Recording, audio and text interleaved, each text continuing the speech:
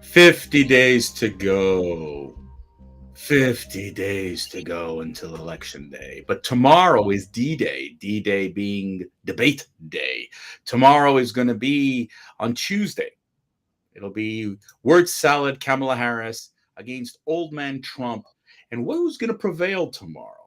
Ooh, this is going to be a good one. Ladies and gentlemen, welcome back to the Rant Network. I am David Solomon. He is Stuart Brisgell, slightly under the weather. So if you hear the nasal drip, it's not a video effect. We're here to bring you these unedited, uncensored, and unfiltered conversations on a wide variety of topics. Today, our podcast is going to be our opinions on what we think is going to be tomorrow. That's normally what happens here when we share our thoughts, our experiences, our ideas, and hear from your perspectives that we bring into this forum. It's a variety of honest opinions. We are not a media house, although we seem to be doing way better than the media when it comes up to fact checking. Okay, because for tomorrow, watch what happens afterwards. How many times they'll fact check Donald Trump and how many times they won't be fact checking Kamala Harris, because we love the news, the pop culture, politics, and so much more.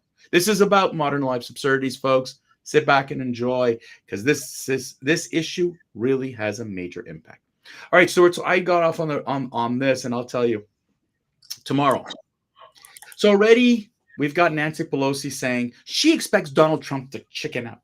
He's a coward. The dirty politics, the mudslinging. On the other side, we're hearing Bernie Sanders saying Kamala Harris is abandoning left issues to win an election.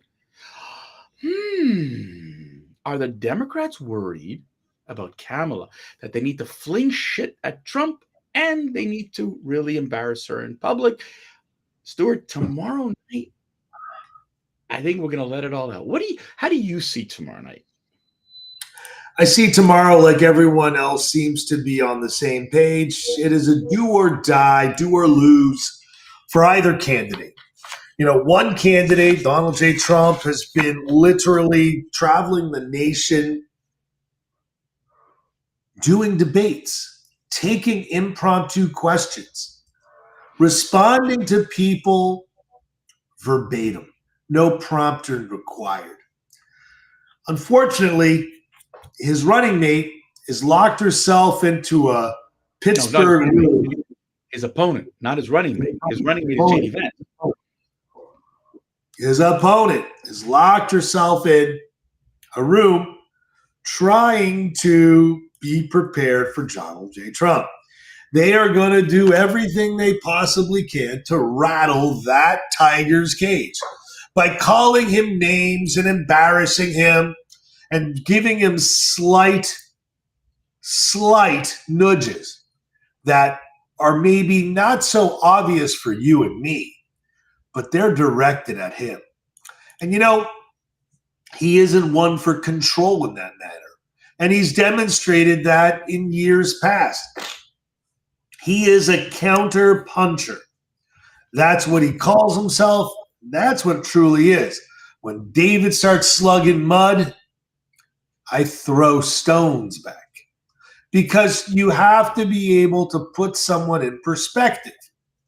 If they want to play with a cat, they're going to get scratched. It's like poking a bear, going to get a claw. Or a Taurus, going to get a horn. But she has also today released a few more things on her website. It looks like ChatGPT wrote a beautiful couple of paragraphs on a handful of issues. But the reason why Bernie Sanders is still in her camp is because he almost went out and said, and I quote, she's saying what she needs to say to be elected. Correct. Now, let's recap that. Let me lie my fucking ass off and tell you whatever the fuck you want to hear, just so that you give me a checkbox. That is the stupidest ballot on the planet. And if you believe who are 100% leftists of Bernie Sanders' progressive ideas to Donald J. Trump's, who seems to be some on the left, believe it or not, and mostly to the right of center. But he's not the only former Democrat that's turned to be a Republican. In fact, I think most of the Democratic Party doesn't understand the leftness of their own party anymore. David? You know what, Stuart, I got to tell you something. I heard you, and I know that this is a weird time for Americans. Because you know what? Usually we have 3 debates, right? There are usually 3 debates. There's only 1 this time around. How come? So, of course, what is the comment by the Democrats? Trump's scared. Trump is running scared. Trump has not been running scared. Trump, in fact, has been pushing time and time again for more debates because he knows Kamala Harris cannot wing it. The Democratic Party has kept her away from press conferences since she has been not the nominee.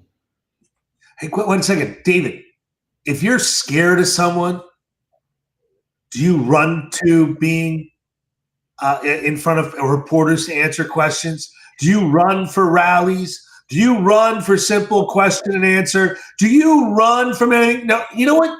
Stuart, this is a constant repeat of I try and project my emotions on what you're doing, but it's really me that's doing it. I mean, it's just what they do.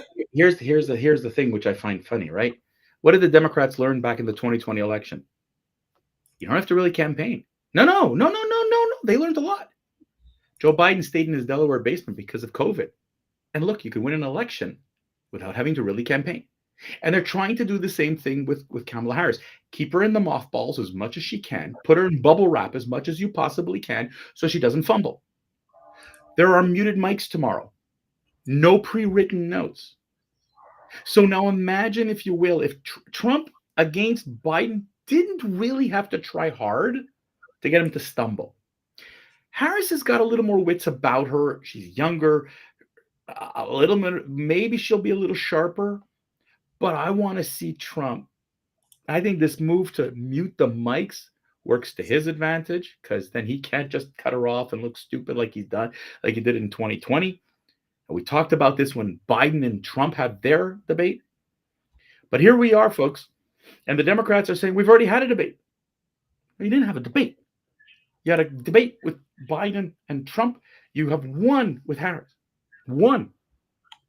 And yet the Nancy Pelosi of this world are claiming that it's Trump who's running scared.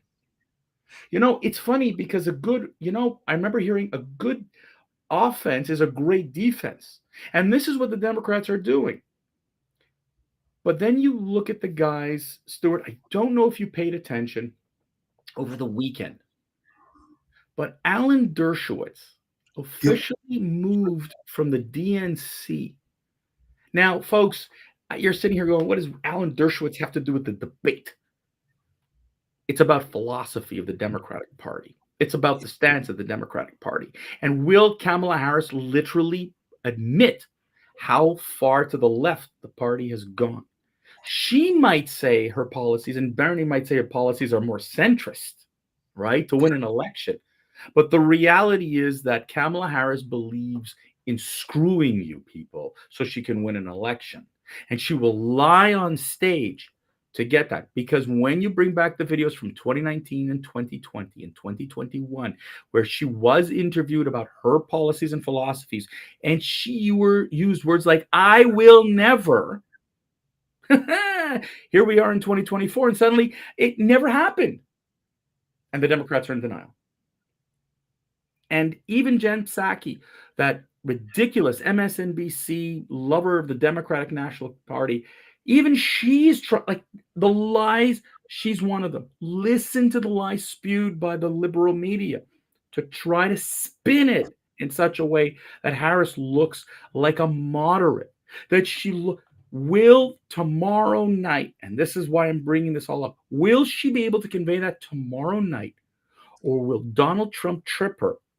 Or will Harris be so well prepared tomorrow night that Trump is tripped?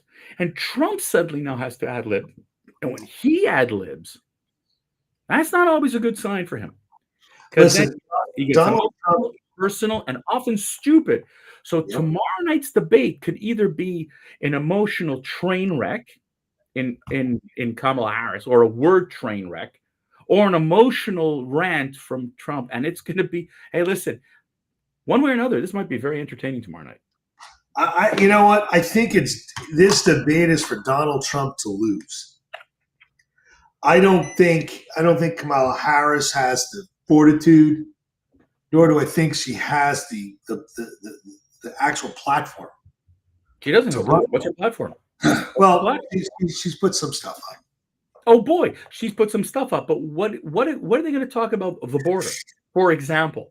That she will now spend money on putting up a wall? She's not. She's going to say in her presidency, totally making as if her vice presidency didn't exist. Her borders this is where Trump can literally tear her apart, saying, hey, Kamala, you were in the White House for the last 3.5 years, not me. Like, you've been there since 2021 when I walked out the door. And you know what they're going to do? They're going to push the election denial. This is ABC running it tomorrow. Tomorrow's going to be a hate fest on Trump. You'll see. They'll talk about election. Will you concede the election to Harris if you lose? I mean, like, these are the kinds of comments that they're going to want to try to elicit, because Harris has no platform to work with. She can't give you on crime. She can't give you on immigration. She cannot give you on the economy. She doesn't have a platform. And 3 lines on a website. That's the definition. When everybody said, look, she's leading, she's winning, the latest poll of the weekend shows that she's lost that momentum, that now Trump is up by 1%. Yes, it's in the margin of error, but reality, Stuart, and I know that. Well, okay. Hold on. I'll finish my point. Okay. This is what tomorrow can bring. Tomorrow can bring a 5% drop with Kamala Harris, because she's nothing to stand on. If she doesn't have the performance of a lifetime, Oscar-winning performance, I think her election campaign is in deep, deep trouble. David, it's simple. She has no platform. What she's showing is made up. A tiger doesn't change its stripes overnight, and it's only been overnight. And she's the one who's in office. She's the one who's responsible. She is the last person that Biden talks to before making any decisions. Therefore, she's responsible. It isn't Donald Trump in the office. It is her. She is the one in charge of the czar, not him. And you want to know something? I hope he destroys her nicely. I want to walk away, David, from tomorrow's debate saying he was a gentleman. He reserved himself to the point to be ultra presidential and not a politician lying. You see, with Donald Trump, you get the truth and unfiltered. Kamala Harris, there is no truth because she can't speak out of both sides of her mouth. There's a good Russian expression, which is apropos for a Democrat. Your ass can't fit in 2 chairs. Look, I'll tell you something. One thing, and we'll wrap this up right now because we'll get back to this on Wednesday post debate. But I think that right now, Stuart, what I'd like to see is how she spins it. Dana Bash admitted it, by the way, after a CNN interview that, Kamala avoided her questions, especially on fracking. What's she going to say tomorrow night? She could avoid. And avoiding might be her only tactic. You're assuming that ABC is going to ask the question. Oh, I think that if ABC doesn't ask the question, that Trump will challenge her. I think Trump has learned the hard way. Look, he's got Tulsi Gabbard telling him how to poke at her. Tulsi Gabbard got the best of Kamala Harris in 2019.